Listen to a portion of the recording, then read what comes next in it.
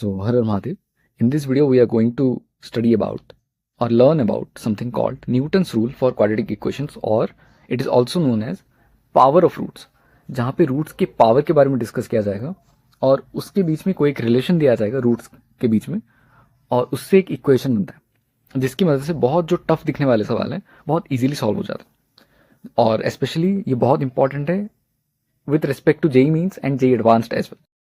इस टॉपिक के ऊपर बहुत सारे क्वेश्चंस आए, पीवाईक्यू भरे पड़े क्वाड्रेटिक इक्वेशंस के न्यूटन्स रूल के ऊपर। ठीक है, तो let's get straight into the topic. Okay, और देखते हैं क्या चीज़ है ये, क्या बला है। तो देखना इसका क्या लिखा है। अच्छा, जस्ट अ सेकेंड, पहले थोड़ा सा सिंपल करते हैं। क्या लिखा है यहाँ पे? यहाँ पे लिखा है कि if alpha and beta are the roots of the equation this, are the roots of the equation this, and let S N equal to, ये बहुत ज़्यादा इंपॉर्टेंट चीज़ है, एस एन इक्वल टू ये वाली चीज़, मतलब जो एस एन है वो अल्फा का पावर, मतलब जो रूट्स है उसका पावर एन है। यहाँ पे प्लस या माइनस कुछ भी हो सकता है उसके बीच, और beta to the power N. तो इसका फायदा क्या होगा सर? इसका फायदा ये है कि जो एस एन है, एस एन को हम इस वाली इक्वेशन में अगर पुट करते हैं तो रिजल्टेंट सेम आएगा which is equal to zero. मतलब जैसे कि अच्छे से देखें, एक्स स्क्वायर की जगह पे हम पुट कर सकते हैं एस एन, तो क्या आ जाएगा A into S N plus B into A power कम कर दिया एन से, N minus one, plus C S N minus two. और यहाँ पे जो एन है वो हमेशा क्या होना चाहिए? N should be greater than और इक्वल टू टू, हमेशा। दिस इज ए बाउंड, मतलब बाउंडिंग कंडीशन। ठीक है, क्यों N is greater than equal to two होना चाहिए? तुम डाल के भी देख सकते हो। एन इक्वल टू जीरो पे यहाँ पे इसका वैल्यू क्या आ जाएगा? कांस्टेंट आ जाएगा, और उसका वैल्यू अगर तुम इसमें पुट करते हो या फिर इसमें पुट करते हो तो आर एच एस जीरो नहीं आएगा। सिमिलरली अगर हम एन को वन लेते हैं तो अच्छे से देखना, एन माइनस वन, उसका पावर क्या हो जाएगा? फिर से वन। तो ये सेटिस्फाई नहीं करेगा। आगे पता चल जाएगा क्यों सेटिस्फाई नहीं करेगा, तुम एक बार ट्राई करके देख सकते हो। ठीक है, इसके बाद क्या, इसका प्रूफ देखते हैं एक बार, इसके बाद हम डायरेक्टली चलते हैं इसके क्वेश्चन पे। ठीक है, अच्छा तो let's directly jump into the proof of this Newton's rule of, क्या न्यूटन्स रूल ऑफ क्या लिखा है? Quadratic equations. ठीक है, अच्छा तो प्रूफ करना है हमें। ओके, इसका हम यूज करते हैं। तो लेट सपोज मैंने यहाँ पे लिखा कि प्रूफ, अच्छा विदाउट लॉस ऑफ जनरलिटी मैं ले सकता हूं S N is equal to alpha to the power N plus beta to the power N. इसका मतलब क्या है सर? इसका मतलब ये है विदाउट लॉस ऑफ जनरलिटी का कि यहाँ पे तुम प्लस लो या माइनस लो, आंसर नहीं बदलेगा, प्रूफ नहीं बदलेगा, both are the same thing. ठीक है, तो मैंने प्लस के साथ लिया, तुम घर पे ट्राई करना माइनस के साथ लेकर। तो अगर मैं एस एन को alpha to the power N plus beta to the power N लेता हूँ और इसमें सब्स्टिट्यूट करता हूँ तो क्या आता है अच्छे से देखना। तो हमारे पास आ जाएगा A into alpha to the power N plus beta to the power N plus B into alpha to the power, क्या लिखा है यहाँ पे? एस एन माइनस वन, बस एन को एक घटा देना बस एन से, फिर beta to the power N minus one plus क्या दिया है? C into alpha to the power N minus two plus beta to the power N minus to. इतना चीज दिया है तुम, ये तुम प्रूव करना है इक्वल टू जीरो है एन। तो क्लियरली अल्फा वाले जितने भी टर्म्स हैं हम वो क्लब कर लेते हैं एक बार। ठीक है, तो अल्फा वाले टर्म्स अगर हम क्लब करते हैं तो क्या आता है अच्छे से देखना, A into alpha to the power N plus B into alpha to the power N minus one plus C into alpha to the power N minus two. ये एक आ गया equation, plus A into beta to the power N, then plus B into beta to the power N minus one, and at last C into beta to the power N minus two. ठीक है, ये आ गया। अच्छा, अब इससे कैसे prove करें sir कि ये दोनों जीरो बनता है या इसका एडिशन जीरो बनता है? तो एक ऑब्जर्वेशन तुम्हें आनी चाहिए यहाँ पे, जो यहाँ पे लिखा था क्या, कि alpha and beta are the roots of this equation, this particular equation. तो अगर ये इसका रूट है तो उसको सेटिस्फाई करेगा, ऑब्वियस सी बात है। Therefore A alpha square plus B alpha plus C should be equal to zero. Is it clear? लेकिन हमें क्या चाहिए सर? हमें चाहिए alpha to the power N. तो वो कैसे आ सकता है? हम अगर इस इक्वेशन में alpha to the power N minus two अगर हम मल्टीप्लाई करते हैं बोथ साइड, तो क्लियरली हमारे पास क्या आ जाएगा? अच्छे से देखना, इनटू अगर मैं करता हूँ alpha to the power N minus two, तो हमारे पास आ जाएगा N plus beta into n-1 plus c into alpha to the power n-2, और राइट साइड में तो जीरो है, तो जीरो के साथ मल्टीप्लाई होगा तो क्या आएगा, जीरो। तो सिमिलरली अगर तुम बीटा इस सेम इक्वेशन के साथ तो नहीं, अगर तुम इसमें बीटा पुट करते हो जो कि क्या आ जाएगा, a beta square plus b beta plus c is equal to zero, और इसमें भी अगर तुम मल्टीप्लाई करते हो n-2, तो इस टाइप का कुछ इक्वेशन बनेगा। तो clearly this is equal to zero, this means this is equal to zero and this is equal to zero. तो जीरो प्लस जीरो कितना आता है, जीरो। तो इट सेटिस्फाइज द कंडीशन। ठीक है, प्रूफ बहुत सिंपल था, बहुत ईजी था। और अगर तुम्हें प्रूफ समझ में नहीं आया तो बस इतना याद रखना कि अल्फा बीटा, एक क्वाड्रेटिक इक्वेशन दिया होगा तुम्हें कुछ, और अल्फा बीटा दिया होगा जिस उसका रूट दिया होगा बेसिकली, और एस एन कुछ दिया होगा, उसके रूट के बीच में रिलेशन, और तुम्हें ये इक्वेशन लिखना आना चाहिए। तो बस ये इक्वेशन लिख देना तो आराम से तुम्हारे वो क्वेश्चन सॉल्व हो जाएंगे।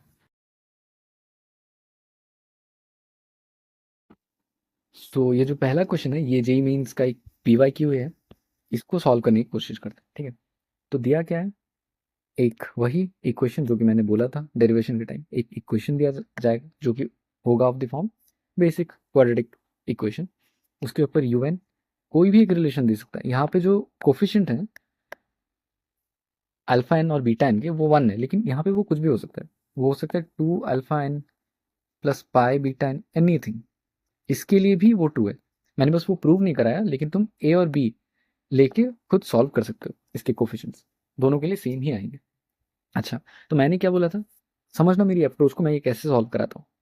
एक क्वेश्चन, ये फर्स्ट क्वेश्चन मैं बहुत ज़्यादा एक्सप्लेन करूंगा ताकि तुम्हें वो अप्रोच समझ में आ जाए। एक बार अप्रोच समझ में आ गया तो तुम बाकी सॉल्यूशन देखने की भी जरूरत नहीं है, तुम आराम से डायरेक्ट आंसर तक जा सकते हो। तो क्या बोला था मैंने, ए इंटू एस एन होता है, एस एन की जगह पे यहाँ पे क्या है, यू एन है।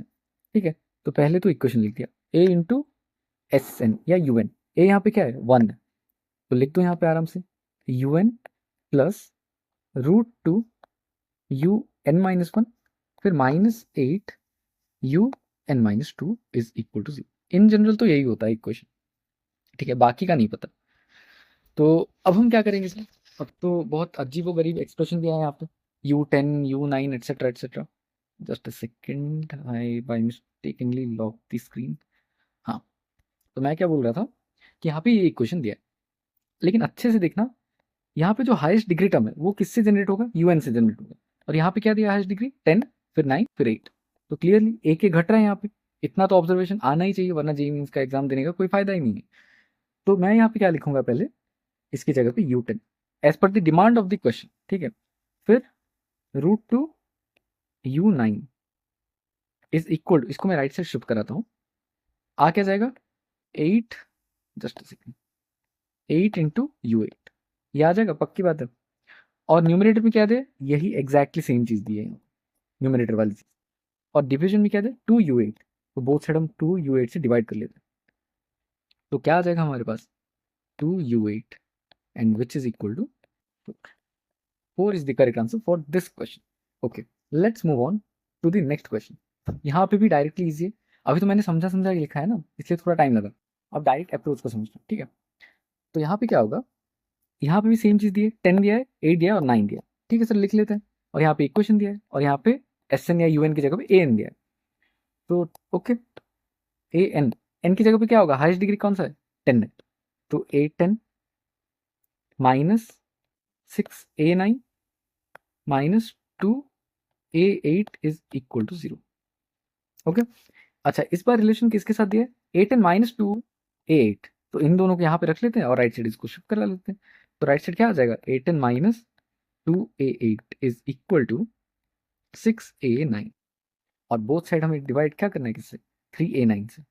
3 A9 से डिवाइड कराते ही हमारे पास आंसर आ जाएगा is equal to 2, as simple as. ठीक है, और ये भी PYQ है, रिसेंट ईयर्स में आया है, जेईई मींस 2024 का क्वेश्चन है ये, अच्छे से देखना क्या आता है क्वेश्चन। यहाँ पे भी ए और बी कोई भी दिया है, लेकिन उस समय फर्क नहीं पड़ना चाहिए, मैंने बोला था डायरेक्टली। यहाँ पे डायरेक्टली इक्वेशन लिखते हैं, इक्वेशन क्या आएगा, हाईएस्ट डिग्री यहाँ पे कितना दिया ऑप्शन में, अगर देखने जाए S12 दिया है, तो 12 आएगा इसका हाईएस्ट डिग्री।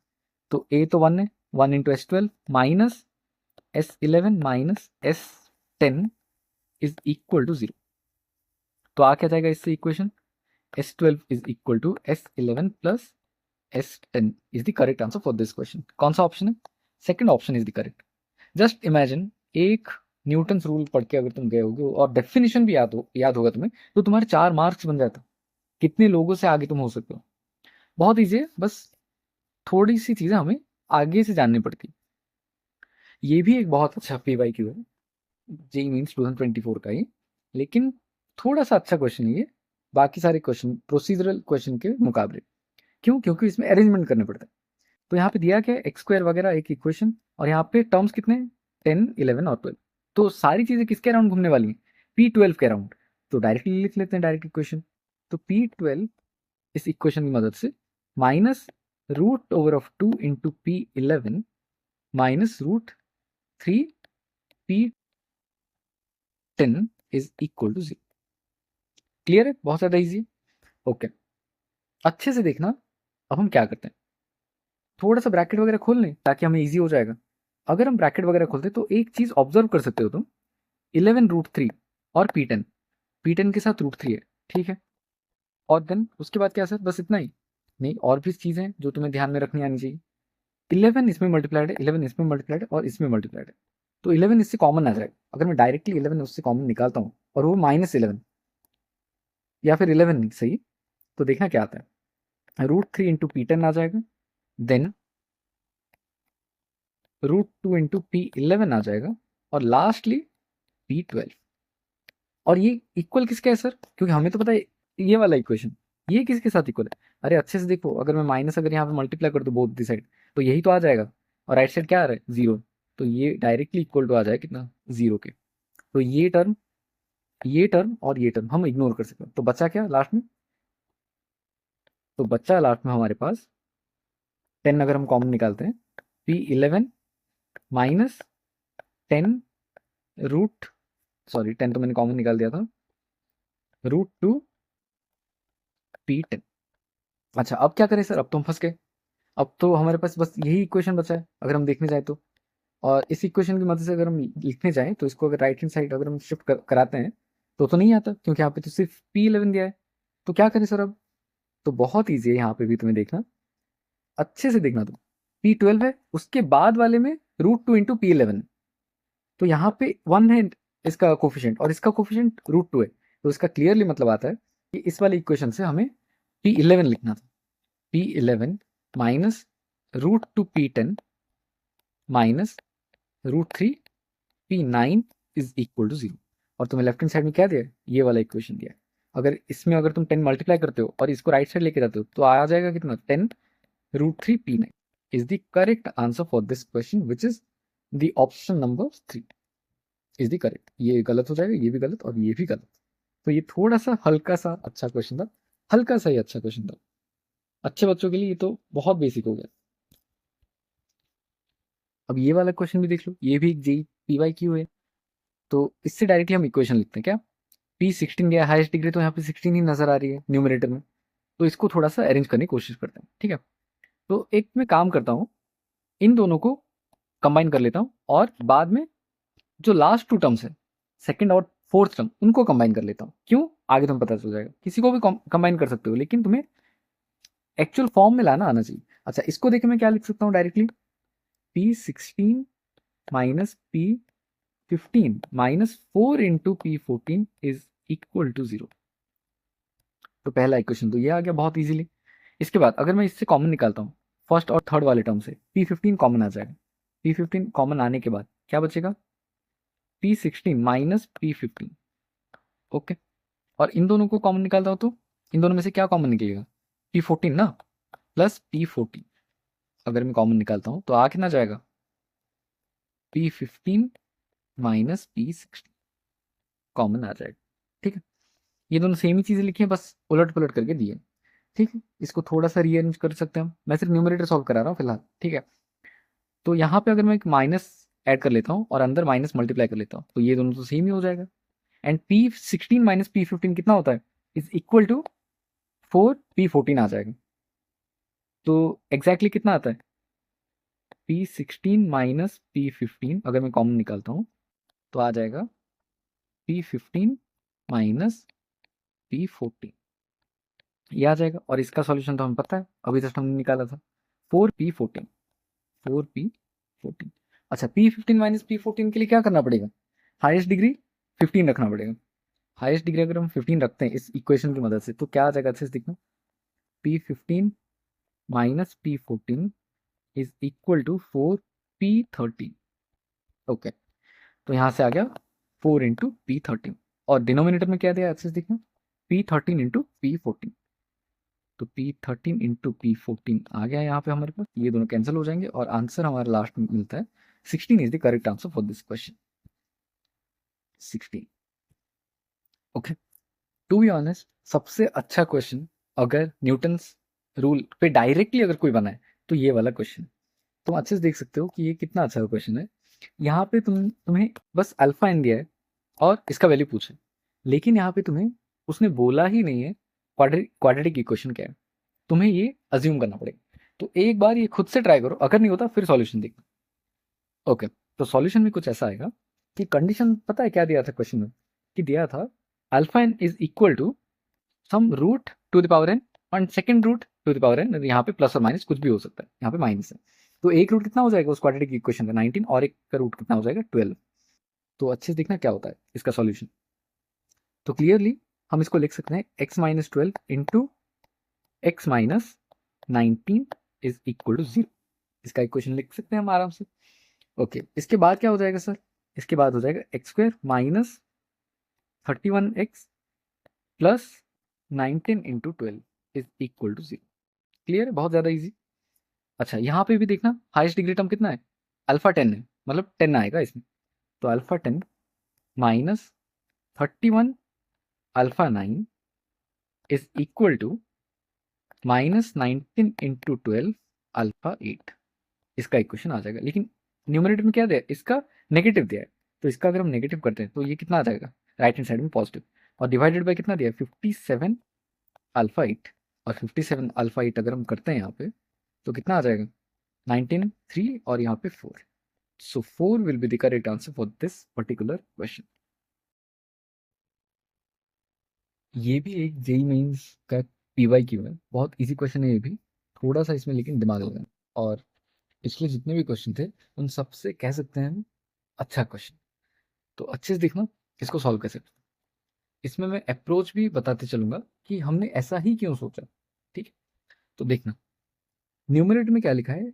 जो भी बड़ा टर्म लिखा है, पहले मैं न्यूमरेटर को देखता हूँ फिर डिनोमिनेटर को। अगर ए और बी इसके रूट्स हैं तो क्लियरली देखना A N plus B N type के फॉर्म में लिखा है न्यूमरेटर। ये वाला टर्म भी, ये वाला टर्म और ये वाला टर्म। तो इसको हम एस एन ले सकते हैं, ऑब्वियसली ले सकते हैं। इतने सारे क्वेश्चन प्रैक्टिस करने के बाद तो ये ऑटोमेटिकली इंट्यूशन की तरह आ जाना चाहिए माइंड में। ठीक है, तो इसको हम कैसे लिख सकते हैं? S21 plus S17/S19। Is it clear? बहुत ईजी था इतना तक तो। इसको हमें इवेल्यूएट करना है। अच्छा, अब क्या करें सर? अब क्या करें? अच्छे से थोड़ा ध्यान से सुनना। क्लियरली देखना, इसका तुम्हें वैल्यू पूछे तो क्लियरली जो S19 है वो डिनोमिनेटर में, ऊपर भी S19 के ही टर्म्स प्योरली बनने चाहिए ताकि वो कैंसिल हो सके। कैंसिल होके तो कुछ ना कुछ वैल्यू आएगा, वरना तो वैल्यू ही नहीं आएगा कुछ। ठीक है, वेरी बेसिक कॉमन सेंस। ठीक है, तो इसको मैंने क्या लिखा? इसमें मैंने S21 को तोड़ना चालू किया पहले तो। S21 अगर हम इस रिलेशन से लिखने जाए तो क्या आ जाएगा इससे? अगर हम इसको राइट साइड शिफ्ट कराते हैं तो 7x प्लस 1। तो 7x की जगह पे क्या आ जाएगा? 20 प्लस 1 की जगह पे S19। Is it okay? Okay, अब क्या करें सर? अब कुछ थॉट ही नहीं आ रहा। अब थॉट ऐसे आएगा कि हमें नीचे बनाना है S19। जैसे भी करके हमें S19 तक पहुंचना ही है। एक टर्म तो मिल गया हमें। नेक्स्ट हम क्या करें? That is the question. Next हम ये कर सकते हैं कि यहाँ पे जो 20 लिखा है S20, इसको वापस तोड़ दें। इसको क्यों तोड़े सर? अरे अगर हम इसको तोड़ते हैं तो S19 वाले टर्म और एक आ जाएगा और एक S18 वाला टर्म आ जाएगा। दैट इज द रीजन मैं इसको ब्रेक डाउन करने की कोशिश कर रहा हूँ। अच्छे से देखना क्या लिखता हूँ। S20 is equal to same इसी रिलेशन की मदद से क्या आ जाएगा? S19 plus S18। Is it okay? अच्छा, अब ये भी आ गया, लेकिन हमें यहाँ पे क्या चाहिए? 7S20। This implies S21 is equal to 7। इसमें अगर तुम मल्टीप्लाई करते हो तो 7 का स्क्वायर आ जाएगा और यहाँ पे 7 आ जाएगा। 7 स्क्वायर S19 प्लस S19 कितना आ जाएगा 50 S19 प्लस 7 S18। S21 तो लगभग सॉल्व हो ही गया सर। यहाँ पे S18 आ गया, इसका हम क्या करें। और एक बात, यहाँ पे प्लस S17 भी है, इसको भी तो निपटाना है। इसको कैसे निपटाएं सर? एक काम करो, S18 को भी फिर से डीजनरेट करने की कोशिश करो। कैसे करें सर डीजनरेट? अच्छे से सोचना, ये जो इक्वेशन दिया है तुम्हें यहाँ पे, इसकी जगह पे कहाँ पे अगर तुम S18 पुट करते हो, या तो यहाँ पुट कर सकते हो या फिर यहाँ और या फिर यहाँ। कहाँ पे पुट करने से थोड़ा सा सिंप्लीफिकेशन हो सकता है। हमें चाहिए S19 और S17, तो किस टर्म में पुट कर सकते हैं? तो क्लियरली एक हिंट तो डायरेक्टली मिल रहा होगा इसको देख के कि 7 इसका कोफिशिएंट है। तो यहाँ पे अगर हम S18 पुट करते हैं तो क्या आ जाएगा, अच्छे से देखना। S18 अगर हम बीच वाले टर्म में पुट करते हैं तो एक्स स्क्वायर की जगह पे कितना आ जाएगा, एक्स स्क्वायर की जगह पे आ जाएगा S19 minus 7S18 minus S17 is equal to 0। और हमें किसका वैल्यू चाहिए था, +7 plus S18 is equal to 0 है। अगर हम उसको राइट साइड लेते हैं तो लेफ्ट हैंड साइड में क्या बचेगा, S19 माइनस S17। तो इसकी जगह पर अगर हम वो पुट कर लेते हैं S19 माइनस S17, फिर बोथ साइड अगर हम S17 प्लस कर लेते हैं जो कि रिक्वायरमेंट था क्वेश्चन का, तो कितना आ जाएगा, अच्छे से देखना। S17 ये तो कैंसिल हो जाएगा और ये सब मिलके कितना आ जाएगा 51 S19, और डिवाइडेड बाय कितना है S19। यहाँ पे भी अगर हम S19 डिवाइड करते हैं तो रिमाइंडर कितना आता है 51। सो 51 will be the correct answer for this particular question. और अगर तुम इस वाले स्टेप में रुक भी जाते हो तो भी कोई प्रॉब्लम नहीं है। क्यों प्रॉब्लम नहीं है? क्योंकि तुम S17 को यहाँ पे फिर से तोड़ सकते हो, तो वही सेम आंसर तुम्हारा आ जाता विच इज 51। ये थोड़ा प्रैक्टिस से ही आएगा इस टाइप के क्वेश्चन सॉल्व करना। अगर तुम्हारा मैनिपुलेशन ठीक है तो ये वाले क्वेश्चन आराम से सॉल्व हो जाने चाहिए। एज थोड़ा सा टाइम कम है इसलिए ये वाला क्वेश्चन जल्दी से सॉल्व करते हैं, ठीक है। अभी इतने सारे क्वेश्चन इतने इजीली किए हैं तो ये वाले क्वेश्चन जल्दी सॉल्व करते हैं। तो न्यूमरेटर में कॉमन कौन सा दिख रहा है, P17। P17 अगर कॉमन निकलता है तो क्या आता है, अच्छे से देखना। P20 सॉरी निकलता है तो P20 प्लस 5√2 P19 यहाँ से कॉमन निकलता है, ठीक है। अच्छा, इस वाले इक्वेशन में अगर हम P20 अगर पुट करते हैं इस जगह पे, तो P20 plus 5√2 P19 is equal to कितना आ जाएगा, -10 इंटू, इसकी जगह पे हम लिख सकते हैं -10 इंटू P18। और सेम टू सेम डिनोमिनेटर में अगर हम P18 कॉमन निकालते हैं तो कितना आ जाएगा, P19 plus 5√2 P18। By same logic इसका आंसर कितना आ जाएगा, अभी तक हमने किया था -10 इंटू P17। तो क्लियरली -10 कैंसिल हो रहा है, P18 भी कैंसिल हो रहा है, P17 भी कैंसिल हो रहा है, which will be equal to 1। So very easy question, बहुत